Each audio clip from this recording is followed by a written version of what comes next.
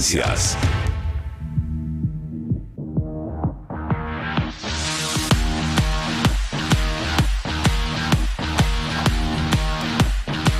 Bueno, Milei ejecuta un fraude económico y agita mientras un fraude electoral. O al revés, Milei agita un fraude electoral y ejecuta un fraude económico. Ahora les voy a mostrar cómo vuelve a mandar a sus voceros, a sus loros profesionales, a decir que va a haber fraude en la provincia de Buenos Aires, mientras gastó una fortuna en pagar encuestas que lo dan con un buen resultado. Es una operación bastante obvia, es decir, las encuestas me dan muy bien, si pierdo es que hubo fraude, si gano es que las encuestas le pegaron. La verdad que es todo bastante a la vista.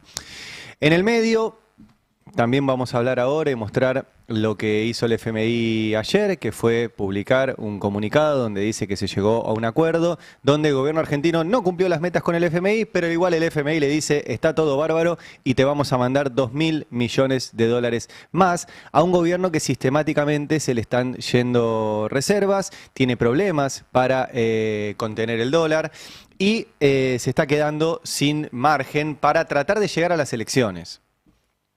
Estas elecciones van a ser, por ahora, las segundas elecciones más caras de la historia. Las primeras fueron la de Macri. Macri le pidió 45.000 millones de dólares al FMI, que se los prestó para que gane las elecciones. Eso dijo el hombre que se los dio en su momento, Mauricio Claver Carón. Y ahora el FMI le volvió a prestar plata, en este caso al gobierno de Milei, para que gane las elecciones. Incluso viene el embajador de Estados Unidos a tratar de que Milei gane las elecciones. Es todo para eso. Es todo para eso. Y aún así, parece que no llegan.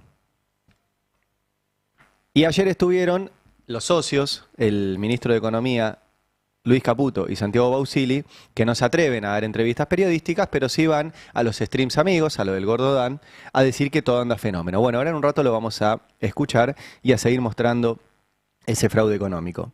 También les dije que les voy a mostrar cómo Sturzenegger sigue poniendo en riesgo nuestras vidas, con un ejemplo que conocí ayer a través de una publicación científica que muestra que en Estados Unidos están aprobando medicamentos con inteligencia artificial y el problema es que la inteligencia artificial se equivoca y eso sería un problema para Estados Unidos, no más, si no fuera porque nuestro gobierno ahora dice que si algo es aprobado en Estados Unidos no hay por qué andar controlándolo acá.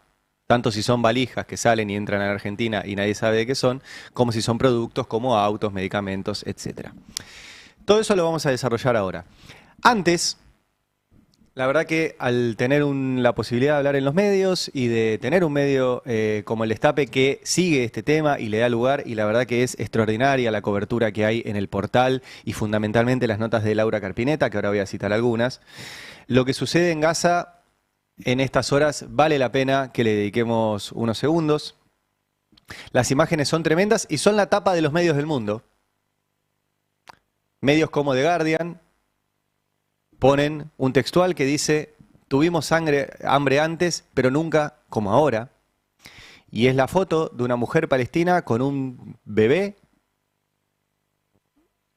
absolutamente desnutrido, con la piel pegada a los huesos, que no se puede mover. Liberación, otro medio europeo, muestra también la espalda de un niño absolutamente desnutrido, piel y huesos. Los datos son tremendos. Simplemente entren al portal de Naciones Unidas, a la cuenta de Twitter de Naciones Unidas, y van a ver el horror de niños que se mueren de hambre, el horror de lo que es una hambruna, el horror de lo que es la desnutrición, todas muertes evitables, la denuncia por parte de Naciones Unidas de que tienen camiones y camiones y camiones de comida, que el Estado de Israel bloquea el acceso, las imágenes que hay de incluso asesinatos cuando las personas van a buscar comida, cuando van a buscar agua. Y es una situación que no se puede mirar para el otro lado, porque se trata de un genocidio a la vista de todos y que obviamente hay muchos problemas y ahora voy a ir a la Argentina. Pero como generación, yo creo que nos toca por lo menos dar cuenta de que en este momento, en un lugar particular del mundo, hay un genocidio justificado por un ataque terrorista, según el gobierno de Israel. El ataque terrorista de Hamás existió, fue un ataque terrorista, hay que repudiarlo, tienen que encarcelar a los culpables, tienen que liberar a los rehenes y no se pueden permitir los ataques terroristas. Ahora, un ataque terrorista no se tapa con un genocidio de un pueblo. Y estamos viendo imágenes devastadoras de una hambruna planificada. Quiero que escuchen al padre Gabriel Romanelli, que es cura, que está en Gaza, que está en una iglesia en Gaza, con el cual el Papa Francisco hablaba todos los días para ver cómo estaba la situación. Una iglesia que fue bombardeada también por Israel en estos días. El cura Romanelli terminó herido. Él sigue ahí y cuenta cómo es la situación. Datos, las cifras son verdaderamente aterradoras. Hoy Abuna Youssef basaba los datos del ministerio de aquí, que va actualizándolos, y bueno, más de 59.000 los muertos, 140.000 los heridos, hay más de 80 personas que murieron de desnutrición, incluyendo la gran parte son niños. Unas 1.000 personas han muerto en los centros de distribución mientras esperaban recibir. Es verdaderamente una tragedia, una injuria a Dios y al ser humano, de donde se lo vea. La Iglesia está haciendo esfuerzos verdaderamente ingentes para poder que pueda entrar la ayuda, pero hay hambruna. Hay hambre en la Franja de Gaza, eso es absolutamente real. Las necesidades es acuciante. Hambruna y las imágenes que veíamos recién. Ahora les voy a mostrar más. Está la nota, les vuelvo a recomendar la extraordinaria cobertura y el enorme laburo de nuestra compañera María Laura Carpineta. Búsquenla en el Destape. Ahí está su última nota, que es Desesperación y muerte en Gaza. Israel niega la hambruna que provocó y el mundo se queda en palabras. Adultos se desmayan en las calles desnutridos y deshidratados bajo las temperaturas extremas del verano, mientras que cada vez hay más niños con la piel pegada a los huesos y bebés que ya nacieron desnutridos en el devastado territorio palestino que Israel sigue bombardeando todos los días. Y los que están en YouTube las van a ver, y los que no, les recomiendo que entren a verlas, porque en la nota hay algunas imágenes, como esta. Esto es un bebé en Gaza. Hay más imágenes en esta nota. Este es un niño absolutamente tirado, piel y huesos, que no come. Hay muchos heridos también. Hay médicos especializados en intervenir en estos tipos de conflictos que dicen que están cansados de atender niños, pero niños no con heridas de un bombardeo, niños con un balazo en la cabeza.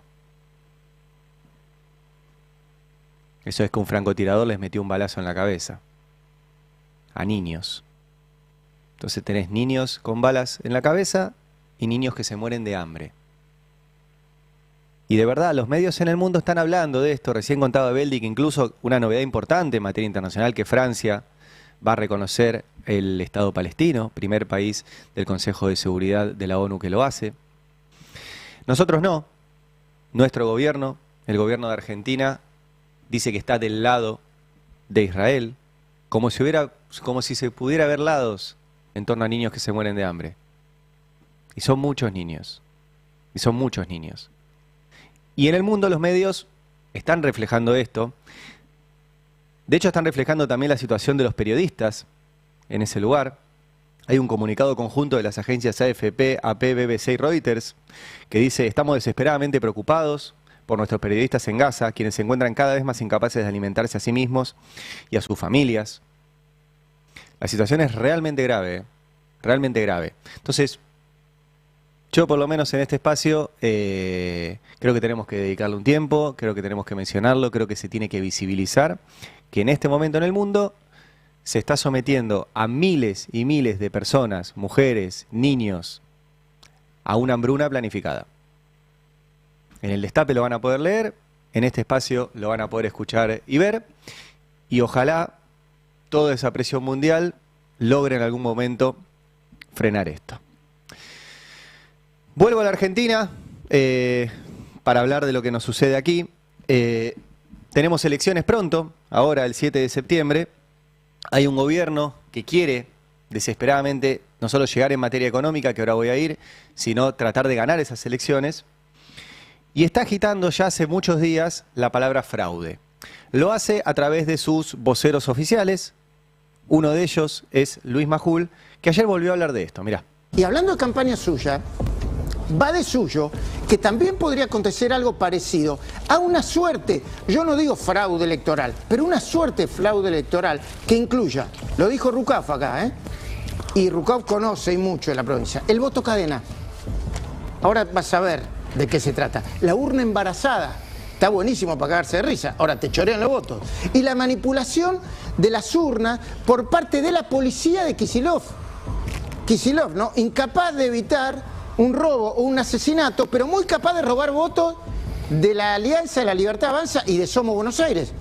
Y podría suceder porque lo permitiría la misma autoridad electoral que le dio 38 horas de plazo al kirchnerismo para presentar sus listas diciendo que se cortó la luz y poder hacerlo y hacer y deshacer a su antojo, no solamente la lista, sino también el día de la votación. Majul ya dijo que puede haber fraude, dice que se puede embarazar urnas y todas estas cosas. Hace varios días que están con este tema y además pidiendo, como recién lo volvió a hacer, una intervención de la justicia electoral bonaerense por parte de la Corte Suprema. Es grave lo que están haciendo, porque una vez más piden una intervención sobre la provincia de Buenos Aires como ya había pedido el propio Milei. Y no solo Majul, ahora la van a escuchar a Cristina Pérez, que no solo es parte del esquema de comunicación del gobierno, sino que encima es la esposa del ministro de Defensa, Luis Petri, que también está en campaña, que quiere ser gobernador de la provincia de Mendoza. Y escuchen, porque no es una cuestión de meterse en las relaciones personales de nadie. Ahora, es una comunicadora institucional del gobierno y además es la pareja, la esposa del ministro de Defensa. Entonces es muy importante escucharla porque menciona la palabra golpe. Ponela. Lo que les voy a contar es bastante fuerte. El gobierno no tiene dudas, el presidente no tiene dudas, de que la vicepresidente está actuando en acuerdo con el peronismo. Ya no está fuera del gobierno, no es parte del proyecto, eso también. Pero esto es peor, esto es peor. Lo que dicen es, la vicepresidente está actuando en acuerdo con el peronismo. En el Senado, en línea con José Mayans, que es la persona que responde a Cristina Kirchner. Nadie puede decir que Victoria Villarruel es kirchnerista, pero no está diciendo eso el presidente. Dice, está actuando ella en acuerdo con el peronismo. Y su fantasía, y esto no son palabras mías, lo que dice el presidente es su fantasía, es que si hay una crisis, pueda quedar ella. Lo voy a decir completo, la frase que le escucharon al presidente es puede hacer un golpe y quedar ella. Entonces, este es el nivel de tensión. La frase que le escucharon al presidente es puede dar un golpe y quedar ella. Cuenta la esposa del ministro de Defensa. No sé si se dan cuenta la gravedad de esto. La esposa del ministro de Defensa dice que lo escuchó, que alguien lo escuchó al presidente decir que la vicepresidenta y el peronismo quieren dar un golpe.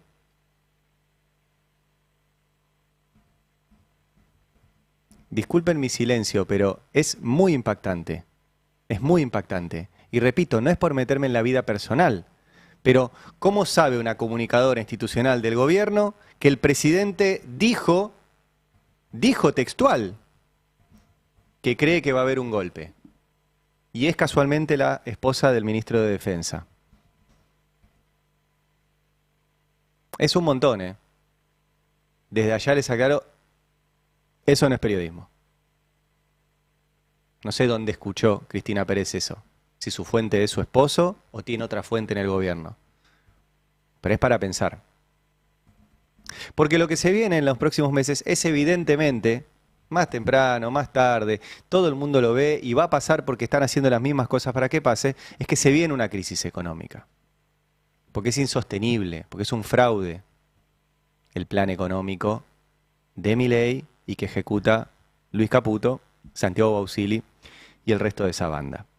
Ayer Milei, para decir que está todo bárbaro, celebró que el FMI publicara que hay un acuerdo a nivel staff técnico y volvió a repetir esta lógica de violencia sexual, donde dice no apto para mandriles. El personal técnico del FMI y las autoridades argentinas llegan a un acuerdo sobre la primera revisión en el marco del servicio ampliado del fondo. Como Milei repite mandriles, yo voy a repetir que eso se trata de una analogía de la violencia sexual. El mandril, como ustedes saben, es un animal que tiene el culo rojo y el culo rojo es un culo violentado, un culo que ha sido penetrado de forma violenta, que ha sido agredido, que ha sido producto de un momento de violencia sexual, en general no consentido, y cada vez que el presidente le dice a alguien mandril, le está diciendo, te quiero violentar sexualmente. Dejemos de fingir que no está diciendo eso, que es algo gracioso, que como la gente, como los peronistas le decían gorilas a los no peronistas, es divertido decirle mandriles a alguien. El presidente no está diciendo eso. Basta de fingir que es gracioso. No es gracioso. Bueno, publicó el presidente no apto para personas que fueron agredidas sexualmente o a las que queremos agredir sexualmente. Y mandó a su equipo económico a Luis Caputo, el ministro de Economía, y a Santiago Bausili, el presidente del Banco Central, los dos socios en la consultora Anker, a tal punto que parte del esquema de política económica del gobierno le llaman Punto Anker, que es el nombre de la consultora que tenían. Bueno, como no se atreven a dar entrevistas periodísticas, sería muy interesante que se sentara acá el ministro Caputo y charlara con Roberto Navarro, con Fer Alonso, que ya lo vi que está dando vueltas por acá, con Cristian Carrillo, con Can Devoto, con Alfredo Zayat. Sería interesante que hable con periodistas económicos. Bueno, no lo hace, va y habla con el Gordo Dan, que lo recibió así. Qué importante que es el gráfico, cómo muestra una caída de 14 puntos. ¿Lo podés poner de nuevo? Ahí está. De 14 puntos de la deuda consolidada neta exigible. Contra noviembre, ¿no? Contra noviembre. Noviembre, claro, o sea, en realidad, tal cual, esto siempre lo destaca Javier. En realidad la deuda que dejó el gobierno anterior por todo el tamaño de los desequilibrios fue 100. Eso te quería preguntar. ¿Cómo que es? ¿Qué significa, digamos, tener una deuda de 99.4% del Producto Bruto? Que encima era ni siquiera la total. O sea, debes un PBI. Claro, exacto. Lo que se produce en un año. Claro. Ese era el tamaño del el gobierno kirchnerista nos dejó con una deuda de un PBI. Claro, exacto. Che, pero no sabe ni sumarlo. De hecho, si tomás la deuda bruta consolidada, o sea, Tesoro, Banco Central, la deuda total, aumentaron en el último gobierno 150.000 millones de dólares. ¿Acá lo está mostrando? No. Che, pero eso como que es la deuda consolidada. 156.000. La total. Creo que es el... Sí, 150.000. 156.000. Bueno. ¿Qué tema? Porque justamente el último gobierno no pudo endeudarse porque el gobierno anterior, el de Mauricio Macri, tomó toda la deuda que podía con los privados y con el FMI. El gobierno anterior lo que hizo fue refinanciar esa deuda y este gobierno volvió a endeudarnos una vez más con los mismos personajes, con Caputo y con Bausili, que fueron recibidos en ese mismo espacio. Ahí estaban charlando Parisini y Felipe Núñez, y después llegaron Caputo y Santiago Bausili, que son los responsables actuales del endeudamiento. Y, curiosamente, el ministro de Economía repitió lo mismo que dijo el Gordo Dan. A mí los cucas en Twitter me psicopateaban con la deuda, que la deuda. Flaco, dejaste un país endeudado por un valor de un 100% de un PBI, o sea... Pero además pensá, ¿qué me hablas? Gordo, que ahora todo el mundo lo sabe ya. La deuda es el déficit. Entonces, digamos, ¿quién es el gobierno que generó el déficit? Siempre es el kirchnerismo. Entonces, digamos, obviamente, si vos generás ese déficit, lo tenés que financiar. Lo financiás con deuda y cuando se te acaba la deuda, con emisión. Y bueno, o sea, eso es todo lo que estamos viendo ahora. Rescato también el tema de lo bien que se trabaja con el fondo, ¿no? La verdad que trabajamos juntos muy bien. Por supuesto, se debate, se discute, nos podemos pelear, todo lo que sea, pero siempre desde un lado constructivo y siempre para mejorar la situación del país. Así que aprovecho también la oportunidad para agradecerle a los funcionarios del fondo. Aprovechó la oportunidad. Es muy impresionante esto por dos cosas. Primero porque Caputo es el que generó la deuda anterior. Yo vuelvo a recordar que Mauricio Macri fue al FMI para tratar de ganar la elección presidencial del 2019. Mauricio Claver Carón, el responsable del gobierno de Estados Unidos, dijo que le prestaba la plata para ver si ganaba las elecciones. Le dieron 45.000 millones de dólares, que era mucho más de lo que le correspondía a la Argentina. No hubo expediente para pedir esa deuda. Ustedes saben que para comprar un mate en el Estado, ¿sí? No sé, si querés, o una lapicera si quieren, o una resma de hojas, tenés que explicar por qué lo necesitas, que te quedaste sin, hacer 3 presupuestos, hacer una licitación, etcétera, y hay un papeleo para eso. Bueno, la deuda con el FMI, que es la deuda más grande de nuestra historia, la deuda más grande del FMI con un país, no tuvo expediente. Parece joda, pero es posta, ¿eh? No tuvo expediente. Hicieron el expediente después. Esto ya está demostrado en sede judicial. No solo hicieron el expediente después, sino que la deuda la tomaron 2 funcionarios que no tenían potestad para tomarla, Nicolás Dujovne y Luis Caputo. Porque el que tenía que hacerlo era el ministro de Finanzas. Y lo hizo el ministro de Hacienda y el presidente del Banco Central, que era Caputo. Además, esa guita entró y salió vía fuga. Datos que también están en la sede del juzgado de Capuchetti. Además, no la incorporaron al presupuesto, por ende no se pudo controlar qué pasó con esa guita. No les alcanzó para ganar la elección. Y encima ahora, el mismo Caputo volvió a pedir 20.000 millones de dólares más. Creo que Reinaldo Sietecase en su programa le pidió al libro, esto es posta, le pidieron al libro Guinness de los récords si podía ponerlo a Caputo como el récord Guinness de una persona tomando deuda en el planeta. Esto pasó de verdad. El equipo de producción de Reinaldo Sietecase le mandó a los de los récord Guinness, vieron que hay un libro, y le contestaron. Le contestaron que no estaban sumando nuevas categorías.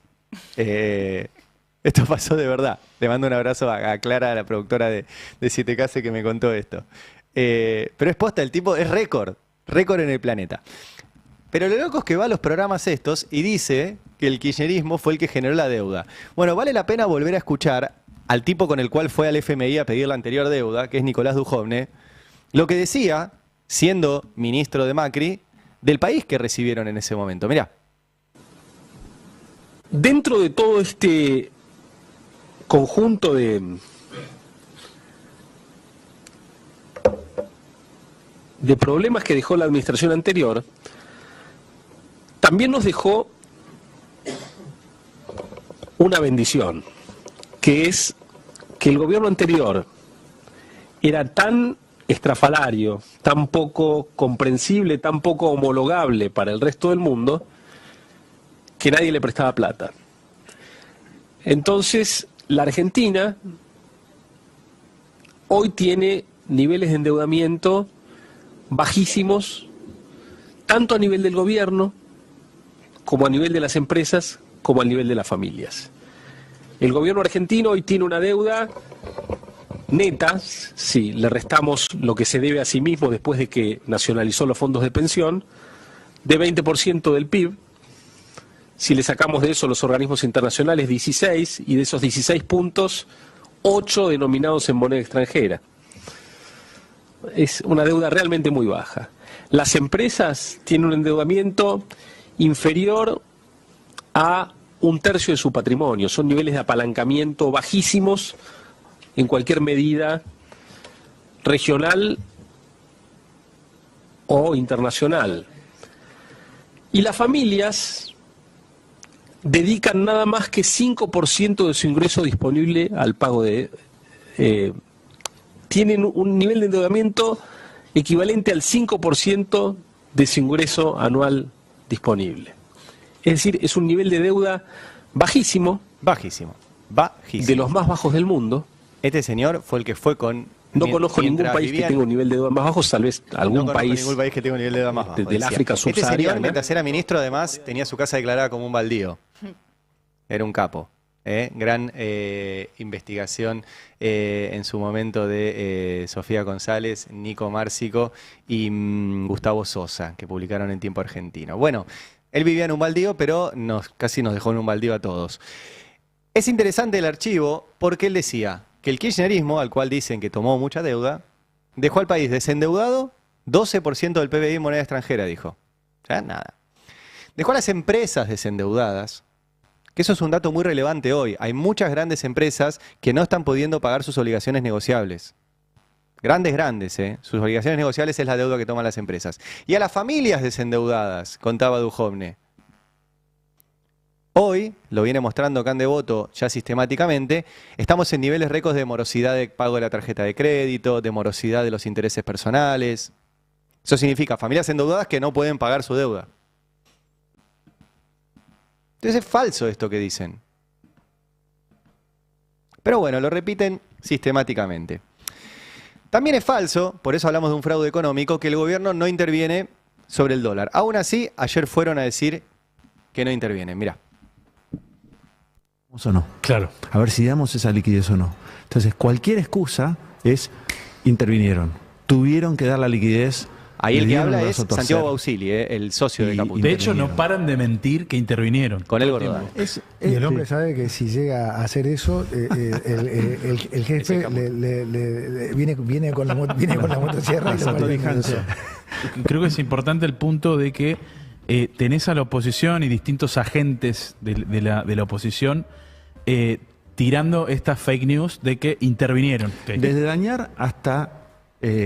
son apuestas, al final hay algo de apuesta financiera y hay algo, ¿entendés? Entonces vos decís, gané la batalla también. Hay una parte de, vos ves lo que querés ver también, ¿no? Entonces vos estás todo el lunes, todo el martes, las tasas altísimas, estás sacando peso de donde sea para colocar esas tasas, estás diciendo, ok, yo ya me coloqué a tasa del 100%, ahora me gustaría que baje, entonces soy el único que gané, ¿viste? Claro. Entonces, en el momento en que las tasas bajan, intervinieron. ¿Por qué? Porque yo había tomado la posición de que esto no se iba a resolver si no daban más liquidez. Se habían equivocado. Bueno, esto es lo que venimos contando esta semana, de que efectivamente las tasas de caución, que es los préstamos a un día, habían llegado a 70, 80%, y eso es absolutamente ridículo. Básicamente era la única forma de que todos esos pesos no se fueran a dólar, que es el sentido de este gobierno, que es laburar sobre los dos traumas que tenemos históricos en Argentina, dólar e inflación. Y es cierto que gobierno que logra que esos traumas no impacten en el sentido electoral, gana elecciones. Eso no es un dato menor. Entonces, efectivamente, el gobierno labura para sostener esos dos traumas, a un costo enorme que va a generar otros traumas, que es lo que hablábamos hace un rato con Nicolás Kreplak. Recién hablamos con el ministro de Salud de la provincia de Buenos Aires y le dijimos, si el gobierno, por ejemplo, para sostener estos traumas, recortó a los jubilados y a la salud, ¿es osado decir que está matando jubilados y niños? Y el ministro de Salud de la provincia de Buenos Aires dijo, no, no es osado. Si vos le cortás los medicamentos a los jubilados, los estás matando. Si desfinanciás el Garrahan, los estás matando. ¿Por qué? Viste que hay que dejar de usar eufemismos. Somos demasiado políticamente correctos. Si un gobierno le saca los medicamentos a los jubilados, está matando jubilados. Si un gobierno cierra un hospital de niños, está matando niños. Ese es el costo de tapar los otros traumas. ¿Vale la pena? Yo creo que no.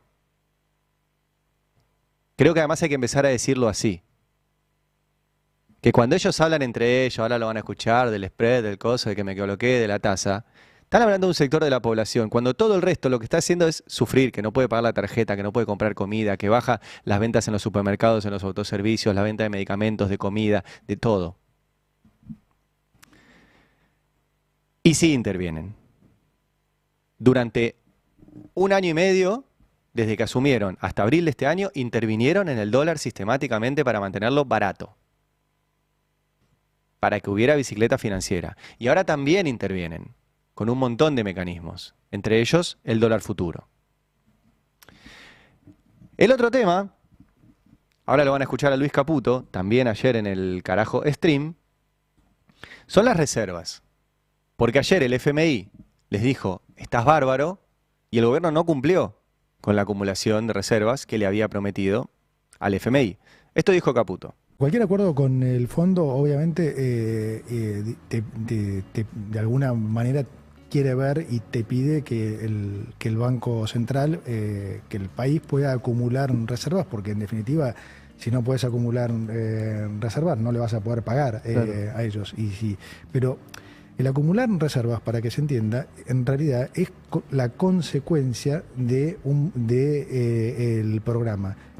Digamos, si el programa es exitoso, por definición vos vas a acumular reservas. Entonces, por eso nosotros, digamos, no nos preocupa ese tema, porque sabemos que el programa funciona y de vuelta, si miramos los primeros 18 meses, a las pruebas nos remitimos de vuelta. Somos el gobierno que en los primeros 18 meses, por lejos, por el doble, más reservas acumuló, justamente porque el programa era muy, muy sólido. Entonces, nosotros estamos muy convencidos de que Argentina no va a tener, vamos a acumular más reservas de lo que se cree.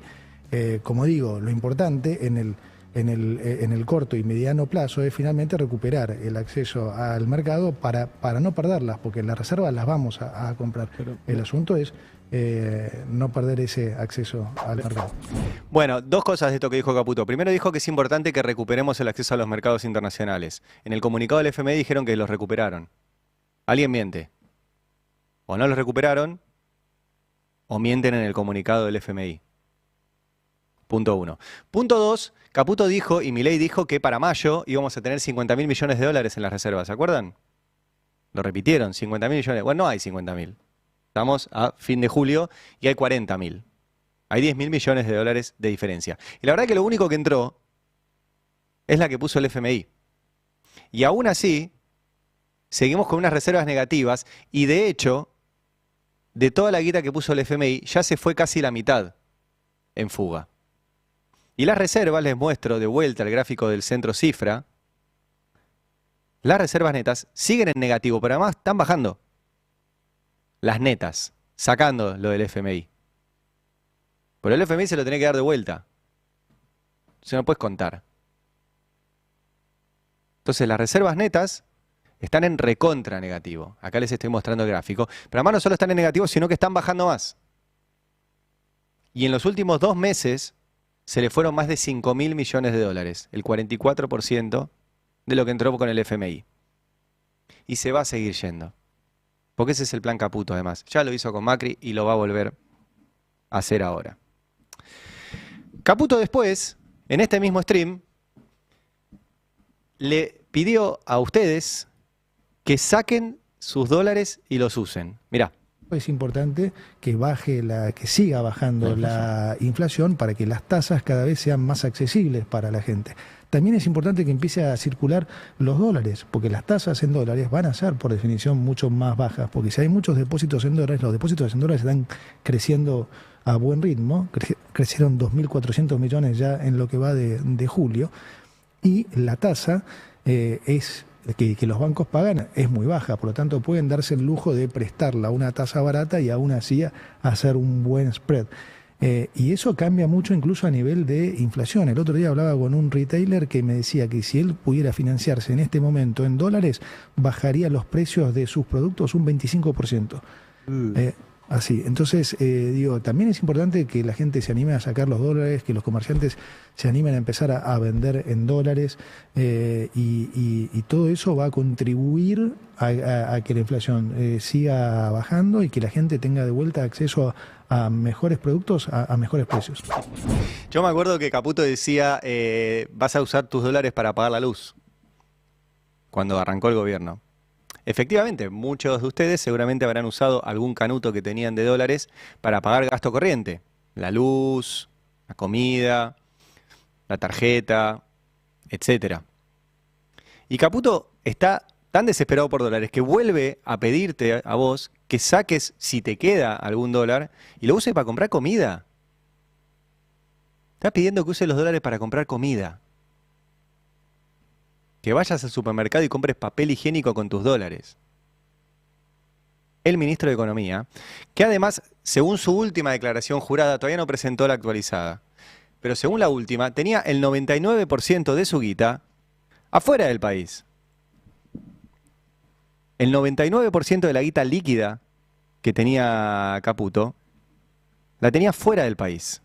Es más, en su momento, la última vez que informó, la tenía en Isla de Man. Isla de Man es un pedacito de tierra ahí en Gran Bretaña que queda en medio del mar, por eso se llama isla, y es una guarida fiscal. ¿Qué negocio tiene Caputo en Isla de Man? ¿Vivió alguna vez ahí? ¿Hizo la primaria en Isla de Man? No sabemos. Lo que sí sabemos es que es una guarida fiscal y el 99, voy a ser preciso, el 99,99% de la plata de Caputo la tenía en la última declaración jurada que tiene presentada afuera. El que sí actualizó, voy a spoilear un poco la nota que vamos a publicar mañana con Franco Misraji, fue Santiago Bausili, el que estaba sentado con él al lado. Y no trajo la plata. No solo son un dibujo las declaraciones juradas, sino que encima el presidente del Banco Central sigue teniendo la plata afuera.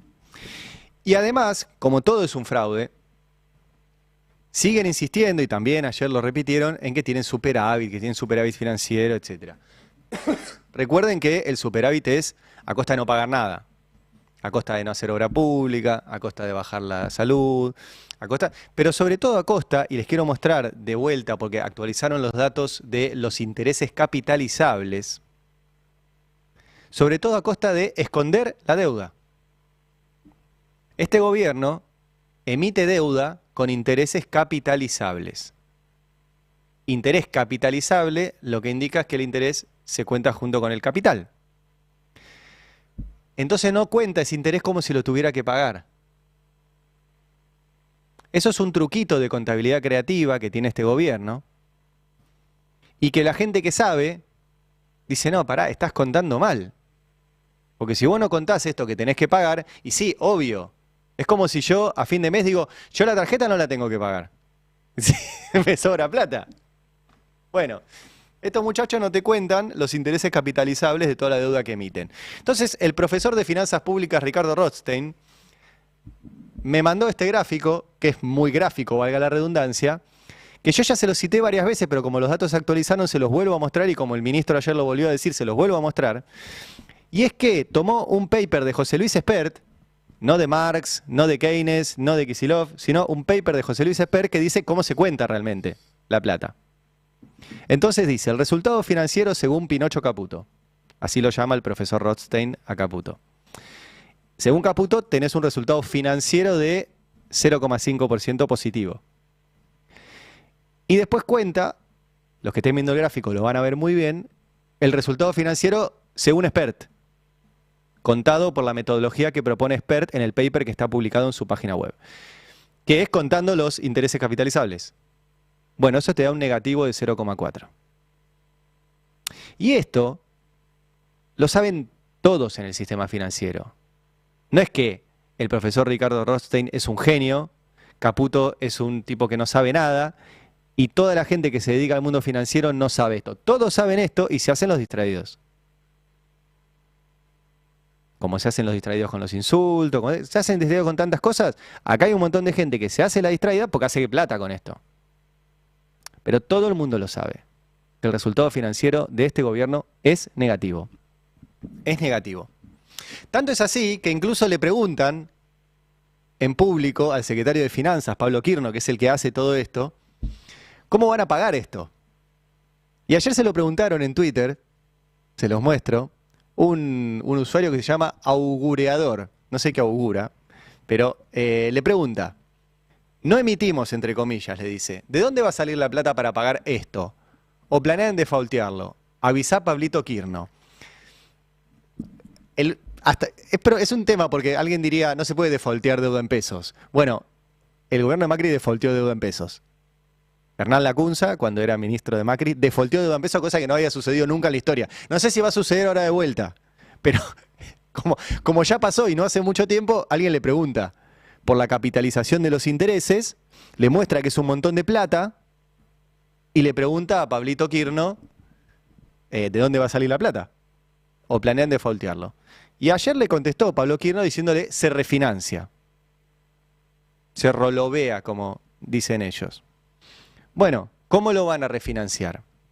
Porque Pablito Quirno, el 7 de julio, o sea, hace 18 días, dio una letra, una LECAP de estas, con una tasa del 37%. 10 días después, el 17 de julio, cuando tuvieron un descalabro, porque desarmaron otra que se llamaba LEFI, y los bancos, en vez de prestar esa guita, se la quedaron y lo amenazaron con irse a dólar, 10 días después, le tuvo que dar la misma letra, pero ya con 47% de interés. En 10 días subió 10 puntos la tasa de interés. Y esto vence el 15 de agosto, esta que les estoy hablando. Y Pablo Quirno dice, lo voy a refinanciar. Bueno, para el 15 de agosto, del 17 de julio al 15 de agosto hay casi un mes. Si en 10 días subió 10 puntos la tasa, en un mes que va a subir 30, ¿les van a dar 77%? Porque si no le suben ese interés para refinanciar, como dice el secretario de Finanzas, nadie refinancia. Ahora, si le suben mucho el interés, tampoco nadie va a refinanciar porque no le van a creer que lo va a pagar. Si yo te pido 100 mangos y te digo te voy a devolver 105 y me crees. Bueno, no, de 105 ahora refinanciámelo, te voy a devolver 110. Bueno, me lo crees. Refinanciámelo 110, te voy a pagar 200. Ya no te creo tanto, ponele que entran algunos menos. Refinanciámelo 200, te voy a pagar 10.000. No te cree nadie y no te refinancian. En algún momento se termina eso. Se termina. Por eso es un fraude. Y están escondiendo todo eso abajo de la alfombra. Quiero mostrarles una última cosa que me pareció muy importante del día de ayer, porque, como les decía, es un gobierno que pone en riesgo vidas. Cuando no das medicamentos a los jubilados, los pones en riesgo. Cuando no cuidas a los niños, los pones en riesgo. Cuando no cuidas las rutas, nos pones en riesgo. Y así sistemáticamente, ¿sí? La motosierra mata. Y una de las cosas que este gobierno insiste es en desarmar los organismos de control del Estado. El INTI, el INTA, el SENASA, la ANMAT, todos esos lugares. Sturzenegger, que es el ministro de Regulación a favor de las empresas, dice, había muchos trámites, mucha burocracia, demasiados controles, no hace falta, por esos controles tenemos los productos caros, entonces yo elimino los controles y vos te vas a poder comprar un electrodoméstico, las pilas, un autito, lo que quieras, medicamento, todo más barato, sacando controles. Vamos a escucharlo a Sturzenegger cuando dice estas cosas. Básicamente les facilitamos a la gente la importación personal de vehículos. Ya te querés comprar un auto afuera, estoy hablando nuevo, ¿ok? Es una bomba lo que estás tirando, ¿eh? ¿De verdad me decís? Si el tipo se quiera comprar un auto nuevo afuera, ¿va a ser más fácil traerlo? Sí. Era más fácil traer un misil aire-aire de Pakistán, olvídate. Porque antes te pedían una cosa que se llama una licencia, qué sé yo, entonces nosotros vamos a decir, si el auto ya está, o sea, a ver, si un auto en Estados Unidos anda, en Europa lo dejan andar, vamos a presumir que acá va a funcar también, ¿no? Entonces, después tenés que hacer la BTV, porque por ahí te traes un auto de Inglaterra, viste que el manubrio está del otro lado. Entonces, digamos, pero listo, haces como una suerte de BTV acá y se acabó la historia. Y estamos viendo la posibilidad, bajo condiciones bastante más amplias de ahora, la de los usados. Porque vos pensás que el gobierno de Milei es un gobierno que siempre está pensando en la gente. O sea que si lo aprobaron en Estados Unidos, ¿para qué nos vamos a fijar acá? Y lo dijo varias veces. Mirá, vamos de vuelta. Nuestro problema de seguridad vial se va a resolver en serio cuando tengamos vehículos que se conducen solos, ¿no? Porque esos vehículos no pueden chocar en una ruta. Está bien, estaremos a 10 años, 15 años, pero lo otro es... ¿Vos lo planteaste en la ley de bases eso? Sí. Y después lo reglamentamos en la ley de transporte. Ah, está reglamentado eso. Sí. Y lo otro que se relaciona con eso es que si nosotros tenemos autos de mala calidad, que el Mercosur nos obliga a tener autos de mala calidad... me dejas un montón de el Mercosur nos obliga a tener autos de mala calidad. Claro, entonces eso es terrible para la seguridad vial. Porque yo podrías tener autos muchísimo más seguros. ¿Auto como cuál? No, cualquiera, anda a Estados Unidos, anda a Europa. Es impresionante la diferencia en el parque automotor. ¿Los autos que se producen acá son de mala calidad? Bueno, digamos, sí, son de mala calidad relativo al precio que estamos pagando. A ver, un Toyota Yaris, que es un entry level de Toyota acá. Esta es la parte de seguridad vial.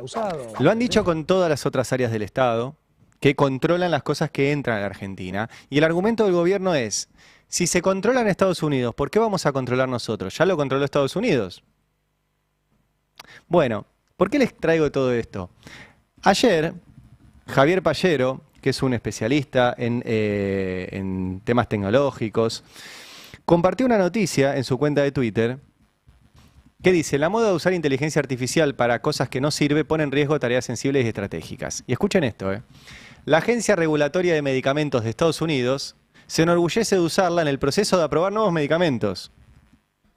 Pero esta inteligencia artificial alucina e inventa estudios.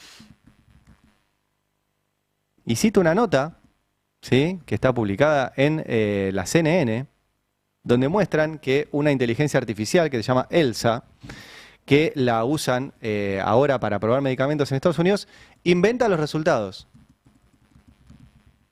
Los inventa. Medicamentos, Medicamentos. Así que imagínense, si esta inteligencia artificial inventa que un medicamento está apto para consumo, y nosotros, porque en Estados Unidos una inteligencia artificial lo aprobó, decimos acá está todo bien, ¿para qué vamos a estar controlando? Bueno, Milei que agita un fraude electoral y ejecuta un fraude económico y en muchas otras áreas. ¿Cómo está la